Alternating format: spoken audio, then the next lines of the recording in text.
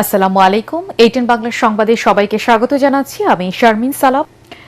গণমাধ্যমের সর্বোচ্চ স্বাধীনতা নিশ্চিত করা হবে বলে জানিয়েছেন তথ্যমন্ত্রী জহিরুদ্দিন স্বপন।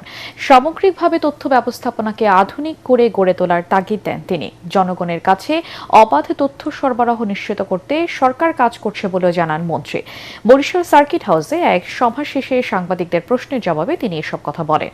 এর আগে সড়ক দুর্ঘটনায় ক্ষতিগ্রস্তদের মাঝে বিআরটি এর চেক বিতরণ করেন তথ্যমন্ত্রী।